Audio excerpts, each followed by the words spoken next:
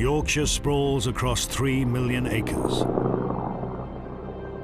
The biggest county in Britain. No, go ahead. 18 minutes CTA. All of it covered by the crews of its 2 dedicated air ambulances.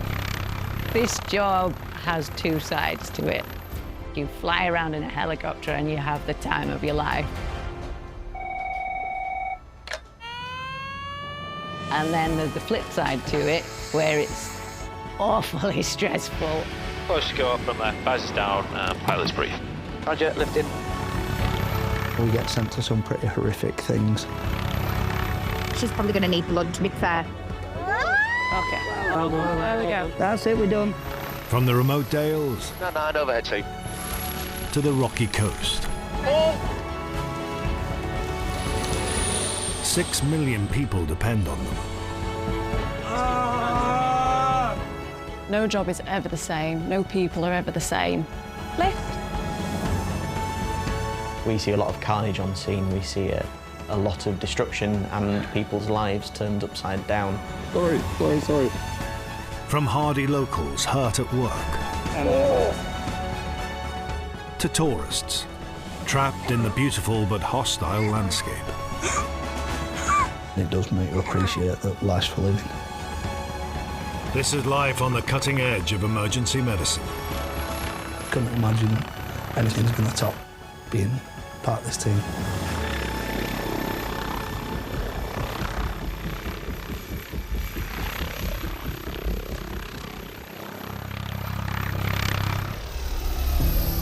Covering an area of 4,500 square miles, the Yorkshire Air Ambulance flies out of 2 bases. RAF Topcliffe in the north of the county, and Nostell in the south. Making sure every corner of Yorkshire has access to rapid critical care.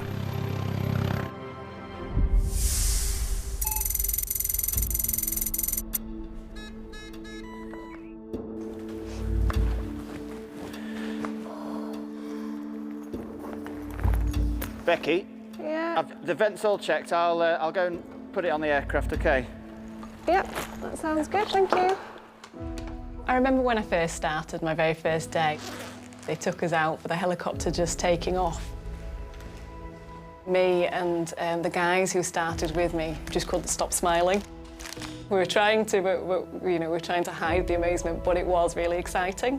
And I think that doesn't die. It's not, you've not got that first day anymore, but we do love it. The siren goes off. It still has that impact when everyone sort of springs into action and they're ready for the job. For some people, it's a bit of a reminder that they need the toilet.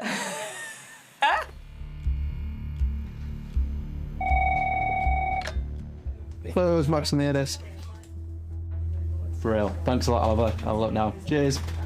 It is a 60-year-old who's fallen 10 metres down a crag. It's a big drop. Get him out of rescue and try and get some details. You secure in the back? Yeah. I'm secure on the left. Roger. Okay, same departure as we did already today. No, go ahead. 18 minutes CTA. Roger, thank you. Mountain rescue have been requested. Patients with head injury and back injuries, over.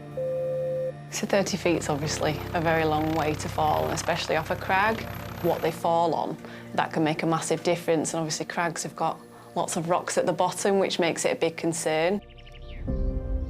The team are heading to Twistleton Scar, a dramatic rock formation 1,000 feet up on the flank of Whernside, one of Yorkshire's iconic 3 peaks. Looks like it's into a valley, so just depending how far they've fallen. I suppose if they've fallen. They'll be at the bottom. Yeah, which will be easy for us. Yeah. I can't see anything or anyone. No, I can't either. Over here, look, on the cliff edge, maybe. See orange... oh, the bottom there. Oh, yeah. Yeah, visual, yeah. That's it's too slopey down Too there, slopey, so yeah. we'll land on the top. We'll go for that sort of grassy area on the top there. Crikey.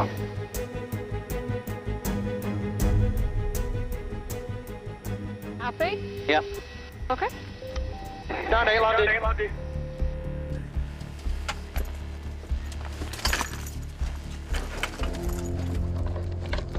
Little path here for us. Hello. The local mountain rescue team have reached the patient and will show them the way. It's a male. Male. Older male. Okay. Definitely impact to the helmet. Yep. Was he climbing? Fall? Climbing. Yeah. Hi. Are you the troublemaker? This is John. John. Hi, I'm Becky. This is David. Hi. Climbing a route just here. Fell to approximately where the white blotching is, and then tumbled to here. We've left him as we found him once we saw you on the way. I've sort of felt the back of here is okay, but I can't get to the bottom. That's where it says the pain is. So. Okay. So it hurts in the bottom of your back. Anywhere else at all? I had a totally normal leg. I had, in effect, dead leg disc on the way down. Okay, so you think you bashed it? Yeah.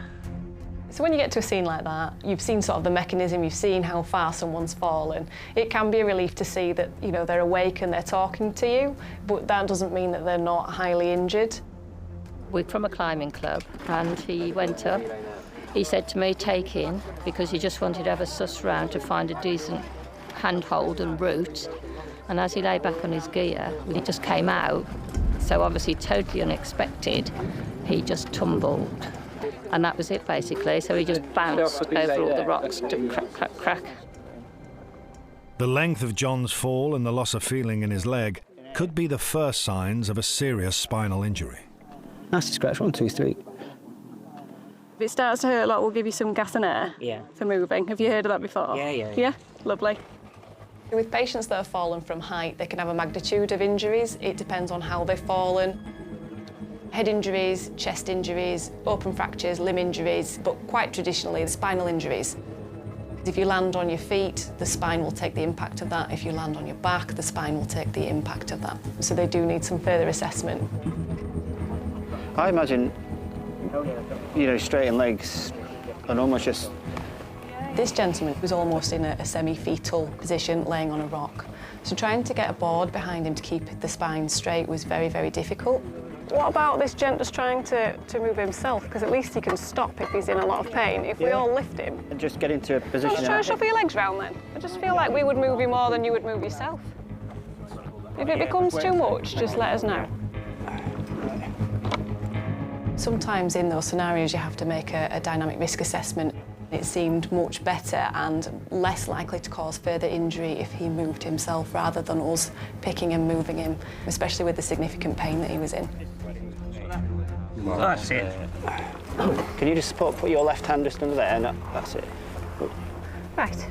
Get your feet flat, that's it. All right, do you want a hand from me? You can grab onto my arm if you like. Do you want to just grab this side here? They're moving John onto Mountain Rescue's vacuum stretcher. It will mould to his body and immobilise his back and hips. Do you want some of that gas and air? That helps relax your muscles as well. You want to try and do it? Yeah. That's it. Keep going. Keep breathing on it. Lovely. Yeah. I've been in the same position for quite a while. Is it hurting your lower back as well when you try and put your legs down? No, it's the top of my thighs. The top of your thighs. Okay. Is there any chance you can just keep them as they are like that? Yeah? Then that looks fine. Even with Mountain Rescue's help, transporting John up the steep, rocky screed to the helicopter will be difficult. The mountain rescue team are saying that it's easier for them to go down than it would be to come up. Is there any opportunity at all to look at relocation or not? Yeah, I can come down there and have a look around, see what's possible.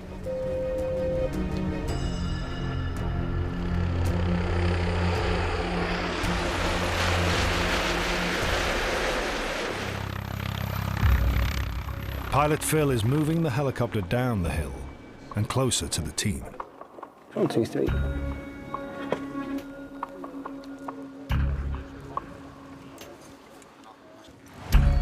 It's going to take a roping system and a lot of muscle to get John to the safety of the helicopter.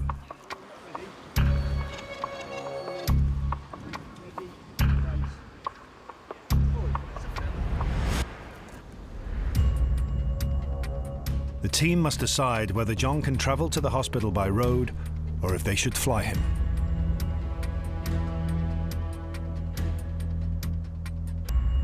There's a DCA that's 15 minutes away, so we could relocate to the bottom of the road and load them onto there if you think there's somewhere to relocate. There's no clinical need for the only helicopter in the whole of Yorkshire to be with this patient for hours. That's my only concern. I think how far's the ambulance away, did you say? 15 minutes. These hills are inaccessible to the land ambulance, so John will be flown to meet it. We've transferred from, we've got the football pitch in the middle of the village. Is there nowhere at the bottom here? Difficult to get to this road. Let me just have a look over there. See if there's somewhere to... I'll come for a wander. I'll come for a wander. Can you see the dead old tractor? Very flat there, but it's quite boggy. Yeah. That's just to the right of the stone wall going away from us. That triangle area there. So that might be all right, Mikey. Yeah. There's only 2 helicopters at best to cover Yorkshire, and on this particular day there was only 1.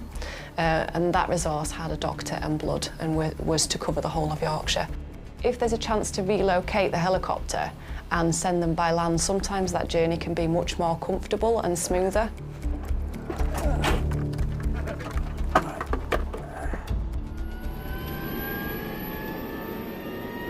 Roger, I think the friend's gone now, so clear left.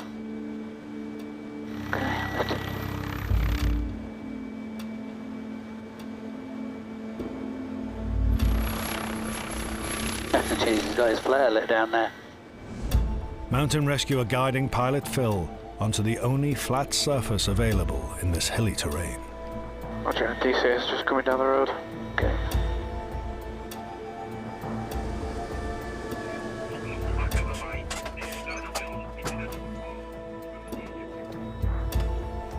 All the best, John. Take care, buddy. Yeah.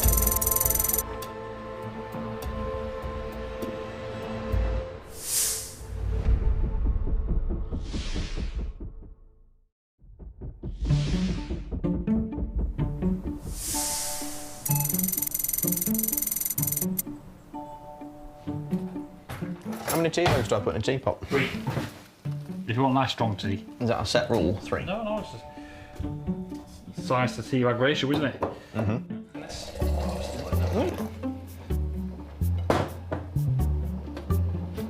Cream before jam or jam before cream?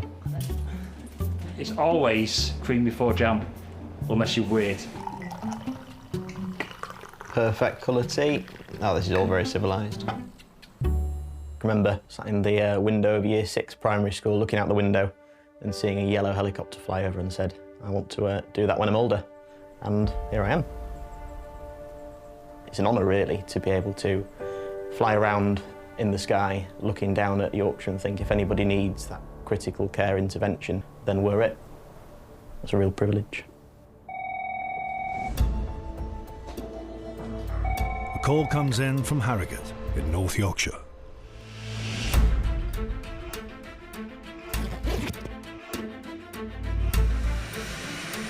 Push go up from left.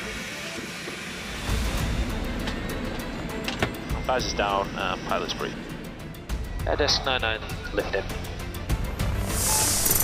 ETA is 9 minutes. That's 9 minutes.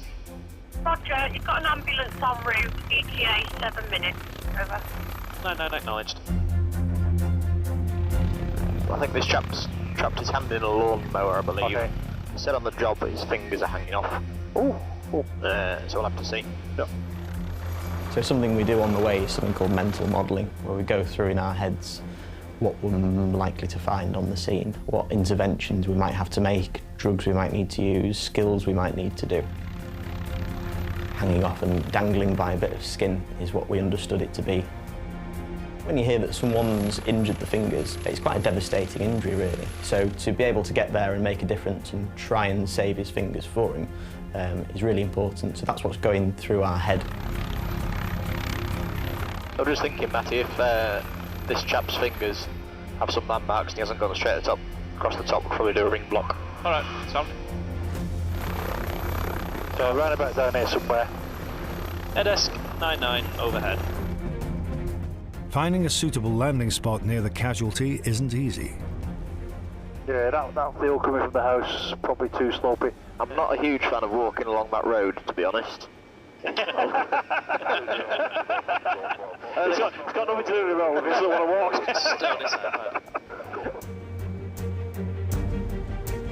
The aircraft is landing a quarter of a mile from the injured man. Air desk 99 finals. 100 feet continuing. Right, all the wires stop on the other side of the road, which is good. Probably better because we're going to get, isn't it? Actually, put the camera on, please, mate. Cheers, Bucket. Camera on. Air desk 99 landed.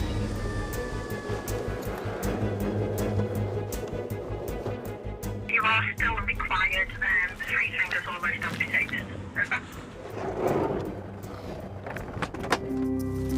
You might want to jump over this side, Matty. It seems a bit more solid.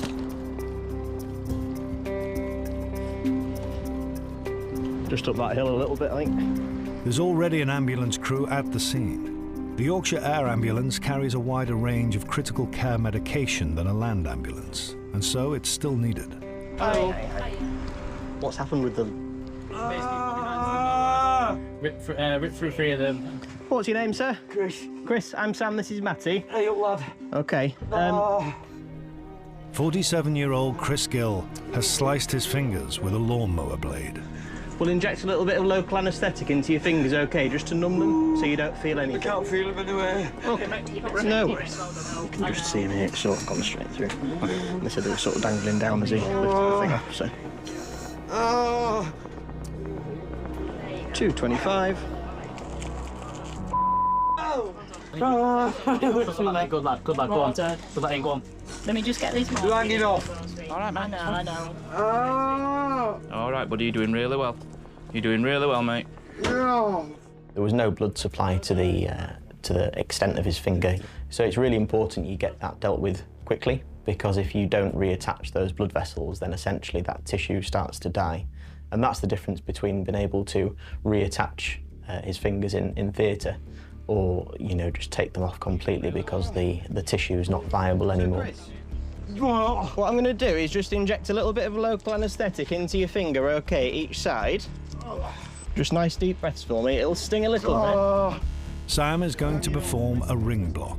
He'll inject the anaesthetic lidocaine directly into each of the damaged fingers. Chris, keep that in your mouth and just breathe. Nice, slow, deep breaths. Nice and relaxed. Good, lads. Well done. Do good, mate, all right? Well done. You've got 4 nerves that go through your finger, 2 at the bottom and 2 at the top. And our aim with a ring block is essentially to inject that local anaesthetic really near the nerve to just kill any signals going back. Chris, I just need to clean round the top of it, all right? But I'm not going to touch where it is itself. I can't feel them anywhere. All right, mate. I can feel that. Yeah, that's just me with a cloth. So your fingers are quite dirty, aren't they? Just keep your head nice and still, mate.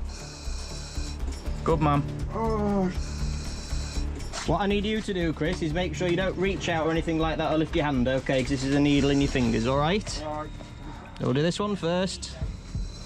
Sharp scratch might sting a little, all right? Well, that's all right, that's now that. This will sting a little bit now, OK? Chris, nice and still. That's the first finger, Chris.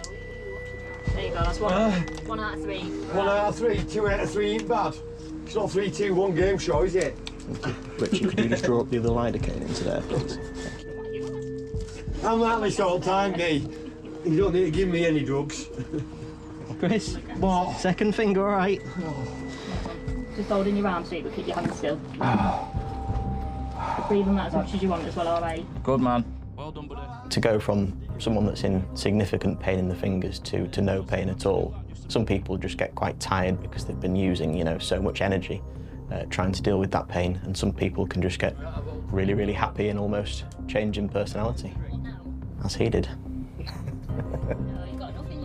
When did you last have anything to eat or drink? Me only nut crunching up flakes this morning at about 11. Do you like crunching up? Is that your... Not really, I was just hungry. Oh. Not quite your go-to cereal then, eh? Chris, how's that pain doing at the minute in your fingers? It's going down. It's got better, has it? It is, yeah. Marvellous. No, mate, you're doing well, all right, Chris? Try not to move. I'm not going to lose him, am I? I need to keep my fingers in my plastics now. I'm proof of my trade. Just going to lift this handle for touch, sweet, all right? Right, Chris, this is some antibiotics that I'm going to give you, OK? Yeah. Just because obviously it's quite dirty, so there's probably quite a high chance of infection, so this will just stop it in its tracks, hopefully, or help prevent it anyway. We'll clear off, OK. Thank you very much for your time. No, Thank you're you welcome. For your patience. No problem. Glad we could get your pain Bye. sorted. So I think Chris had been cutting the lawn. I don't know if something got stuck in the blades at the bottom, but he put his fingers underneath. I mean, it's gone through 3 of his fingers. When the crew got here, they said they were dangling down and they were hanging on just by a bit of skin. So they were able to put them back again, and then we've come along just to see what we can do for him. We're able to numb his fingers, which will last for about 2 hours until the crew can get him to Leeds. Hopefully Chris will be doing well.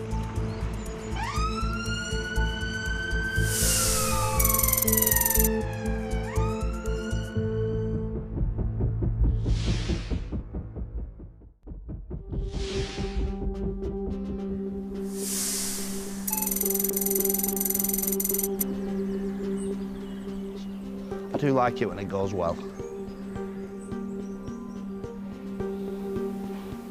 It can be the best job in the world. I get to fly around Yorkshire, which, as a proud Lancastrian, hurts me to say, but it's a beautiful place to be. It can also be the worst. We get sent to some pretty horrific things. I'm with them now. I'm with them now, yeah. On the air desk, dispatcher Sam is listening in to a 999 call. A caller's friend has fallen from her horse. Is there any serious bleeding? No, no bleeding, but I think there's broken bone. Is she responding normally? I'm dazed, confused, and can't move. Okay, what part of body is injured? Her arm, potentially her back, maybe her leg, her pelvis, No fighting, I'm doing an off Yeah. Yeah, alright mate. Thank you. That little buzz you get when the siren goes off, I don't think I will ever lose. You know, I get to get in a state-of-the-art helicopter every day and fly to help people. No, I don't think I'll ever get used to that.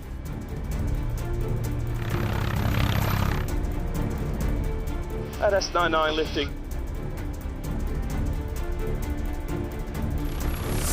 The horse head to floor is probably about 10, 12 feet. The big thing is the horse is at least half a ton. It's going to cause a lot of damage to soft tissues, to stomachs, to abdomens, to pelvis, to spines. So there's loads of injuries that we have to consider when we're on our way to their job. It's Potto. It's just called Potto.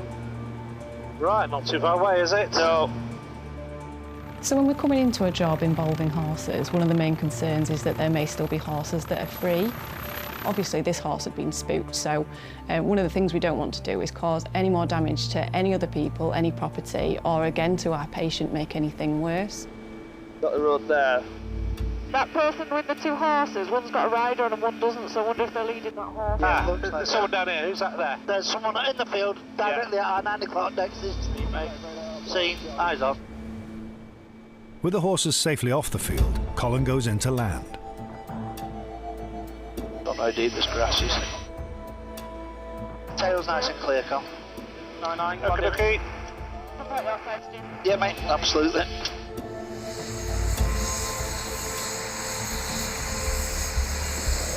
Hello, sorry it's noisy. Is it Claire? My name's Becky and this is Stuart. Hello. All right. So Claire, what's happened? She was worried about those horses and she reared up. I just remember seeing her come down on me. This lady has been reared up on the horse, come off the back, so she's fallen from a height, but also the horse has then fallen on top of her. The larger injuries come from the weight of the horse landing on them. Does she know how long she was out of it for? 5 minutes, probably a bit. About 5 minutes. All right, Claire. This gent's your husband, is he? Yeah, Rob. Lovely. Can I just undo your top, Claire? Is that all right? Yeah. We're just being careful, lovey. We're just going to snip up, all right? So where's your main pain? Just here. Okay. And Across your pelvis? Just here, yeah. On Lower- my right, lower where right my, side. Where my hand is. Claire, I'm just going to listen to your chest first of all. Okay. Just take some breaths in for me. Lovely.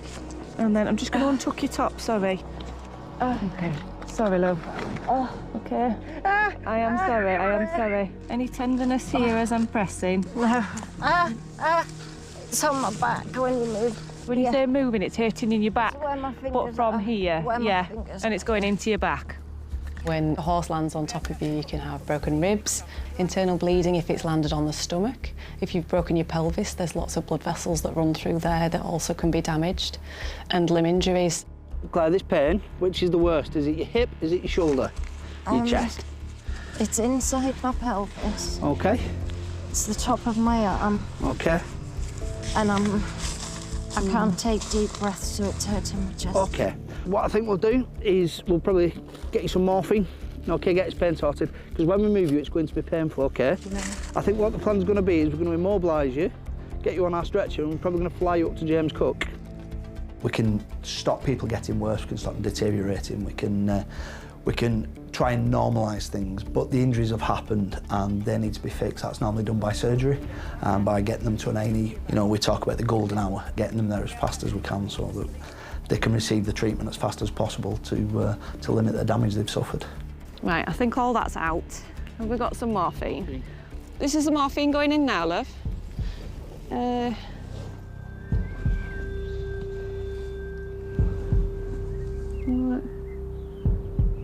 All right, so you let me know if that pain's getting any better. 8 or 9. About an 8 or 9. Okie dokie. Are you all right just setting that up? You know how it goes, yeah. Have you had ketamine before at all? So what we're doing is morphine is a little bit of a longer lasting pain relief. And then ketamine, what it does is it's much shorter acting. So what we'll do is we'll give you a little bit of that just for movement. And quite often, are you listening, Claire? Yeah. Quite often you don't remember what's happened. All right. Are you happy for us to give you some ketamine to move you? OK. Ketamine. Thank you very much. All right. In my eyes, ketamine's a great drug. It works hand in hand with morphine. Ketamine works very, very quickly. It's normally at full effect within a minute or two, and that can take the pain away. It's a disassociative, so it kind of takes them away from the situation a little bit. It is a great drug for stabilising people in a lot of pain.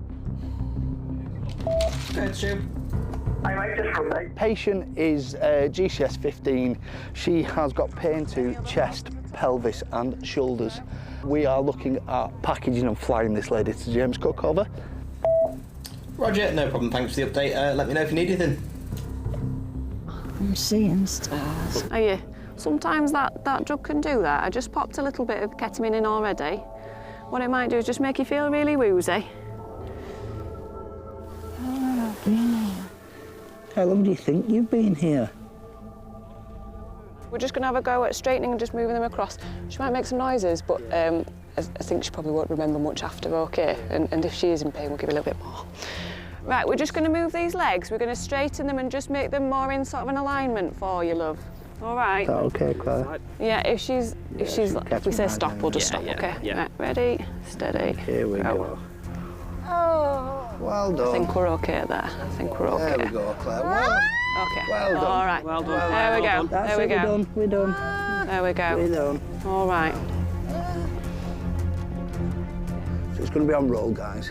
Ready, steady, and roll. Well done, Claire. Just relax. There we go. Well done, lass. Ready, steady, and roll. There we go. To get the bottom in first, guys. The team suspects Claire has a broken pelvis. They're applying a tight pelvic binder. Rob's here. He's behind me. You can lose your entire blood volume into your pelvic cavity, and what a binder does is it keeps it all together and keeps it in the right place, so if there is any bleeding, the idea is that a pelvic binder being pulled tight will hopefully compress that bleeding and stop it getting any worse. Yeah, ready. OK, ready, steady, lift. Lovely. How you doing, Claire? We're just going to get you in the back of the aircraft and load you in, OK?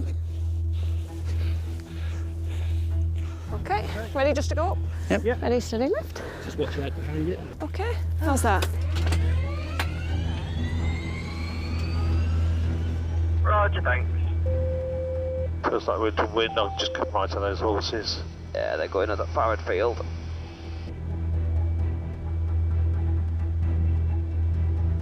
(99) in transit to James Cook. Stuart will monitor her all the way to hospital. OK, Claire? 2 minutes to run. My arm's hurting a bit. Okay. But it's okay. 9-9 finals for James Cook.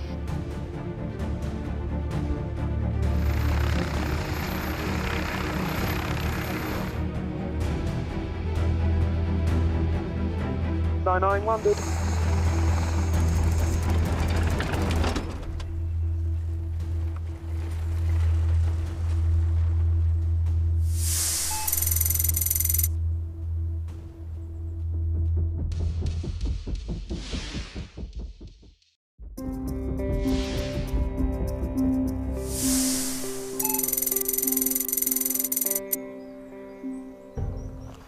Some of these zips are getting a bit tired.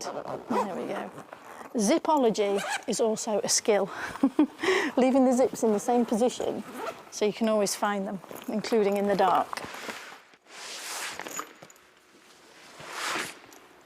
Sorted. Air desk, Andy speaking. We've an asthma attack. On the air desk, dispatcher Andy has spotted an emergency unfolding in the Yorkshire Dales. It's a 13-year-old having an asthma attack. Crew 62 minutes away. Cool. Do you want me to give you a grid when you get up into the air? All right, mate. Cheers, mate. Doors harness and stretcher. Those are secure, right? Those are secure in the rear. The 13-year-old patient is 34 miles away and struggling to breathe. Patients that suffer a mild asthma attack will recognise the symptoms and be able to deal with it. Sometimes, though, that asthma attack can just catch you completely unawares. You may not have had one for years and years and years, and it can be quite fatal within minutes, really.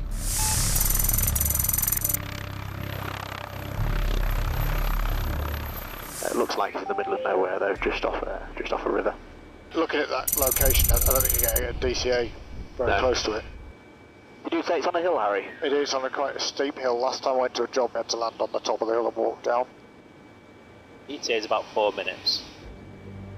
The team are heading to a hillside high above Keld, one of the smallest and most remote villages in Yorkshire. Sometimes the terrain can be really, really difficult, and that was evident on this job. So, main hazards is going to be the terrain. It's sort of halfway down the hillside is the grid. To look at that and think, where can we land a helicopter that's going to be safe for the patient, for the crew and for everyone around, is a really, really difficult task. Right, so 1 o'clock between the two ruined buildings on the track with some people. Yeah, I think visual. Looks like MRT on the scene already. Yeah, there's a vehicle just randomly stopped on the grass down here, which might imply MRT. Am I well clear of that building still? Yeah, I'm still clear at this point. Okay, But you've not got much grace. The hilly terrain is making landing difficult. Come back this way. Lifting, that's not working. I've got a bit of slope just behind me, Harry. You might want to come forward a bit. Thank you. Still all clear left. That's it. That's looking pretty good there. Richard, can you just open your door, please? Just make sure we're not sort of balanced across anything. Likewise, Sammy, can you just do the same on your side, please? Skid on the right is secure. Okay, cool. Right, in that case, I'm happy. You are clear to unstrap.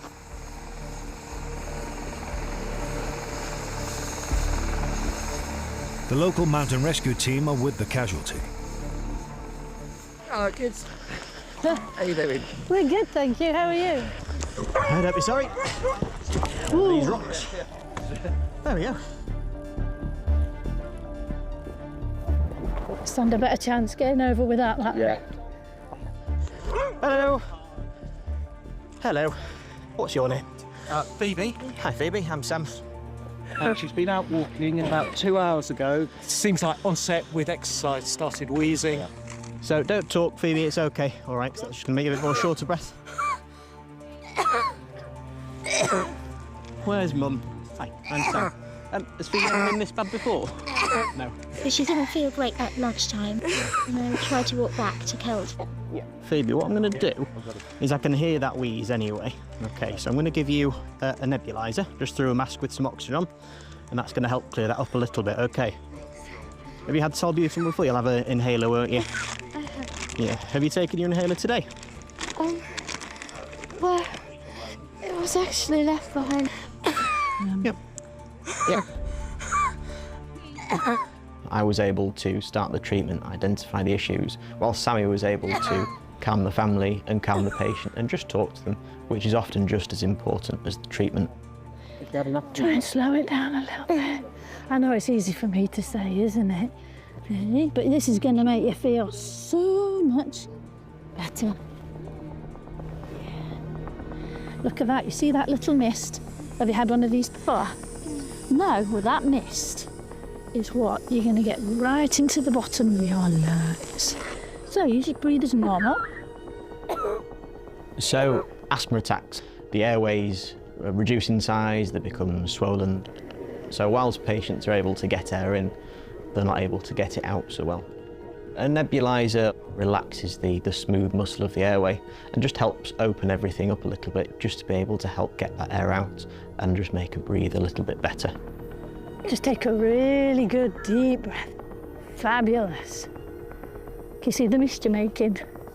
That's great. And that's the medicine getting right down to the bottom. Your pulse is going a bit fast, but that's expected because you're struggling to breathe a little bit there and you're worried, and we've just landed out the sky. All right, but everything's looking good so far. So we're just going to leave that medication some time to work, sort that wheeze out a little bit, and then we'll go from there. Is that okay with you? Yeah. For Phoebe to be up a mountain with a family and no one around must be absolutely terrifying. I didn't know what to do. I was running up and down the hills trying to get some reception, but I didn't have any. I saw someone coming up the path and I kind of charged down the hill. He must have thought I was mad. He had this app, like a satellite app, and could contact the emergency services through that and pinpoint exactly where we were. We're just giving her the second lot of the salbutamol, which is the same as the nebulizer she's got at home. And then we're going to give her a different medication through it, which is like a steroid. And that'll just last a little bit longer and help with anything that's going on. The plan's going to be, we're going to try walk her down to the aircraft, which is quite far. Yeah. So if it's too much for her, then we'll just maybe assist her along and just maybe carry her down. There's no other way to get her down there. And then nice and steady. Oh, you're up. Yeah, it's fine. It's fine. You'll be a bit wobbly because of that salbutamol. It makes you jittery. So hold on to me and get you back. Another arm there if you need it. All right. Yep. You can walk down to the aircraft with us if you want. Yeah. Yeah, right, just helping Kate to give some tip down. Come on. So let me just jump down here first of all, Phoebe, before you go anywhere. Press your feet. I'm down. Down. Yeah. Lovely. Just off that wobbly rock. Good. Nice and steady.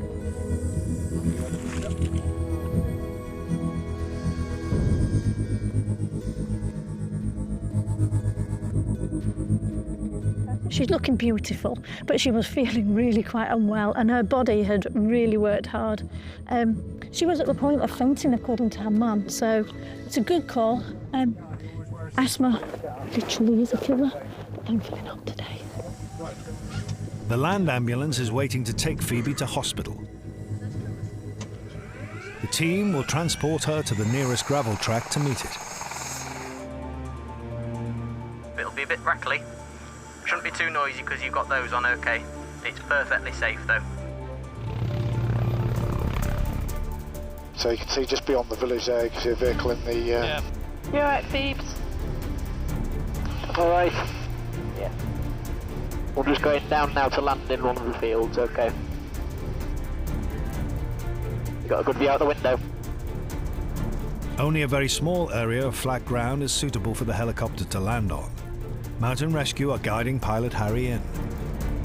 Not as severe as the slope left and right of us. Okay. That feels a bit better. Yeah, bloke in front of us, that looks solid. We're well within limits there for sloping ground. Yeah. Okay, so we'll shut down there. We're like king of the castle on this little mound. We are. Right on the hill. All right, Phoebe. Good.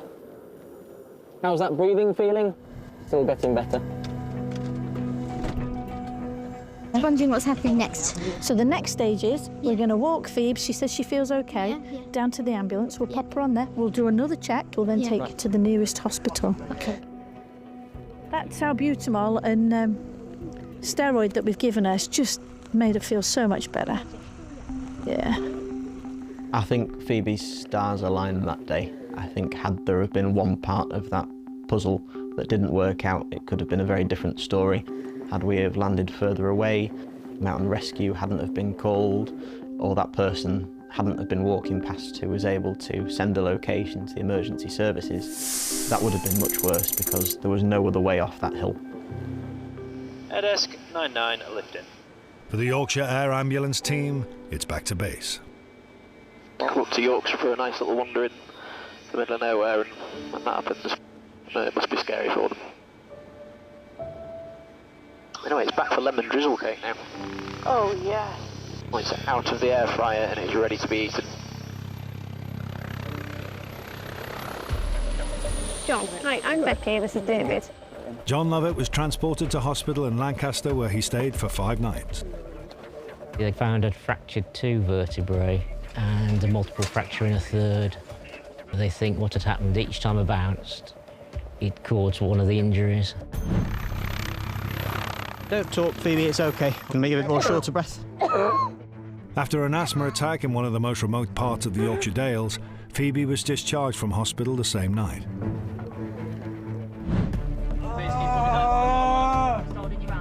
Chris Gill underwent 4.5 hours of surgery after severing his fingers with a lawnmower. They're still fairly swollen. Yeah, compared to that one. In 5 to 10 years' time, I still might have to come off. Chris faces a long recovery. I have to go to my physio every week. Yeah, it's going to take me a long time.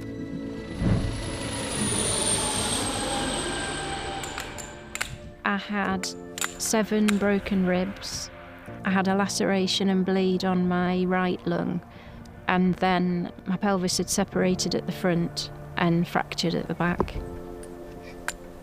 We think as she was struggling to get back up, she rolled a few times and then stood on me as she was getting up. It's going to take time. The surgeon suggested that it could take anywhere between 8 and 12 months to recover fully from it.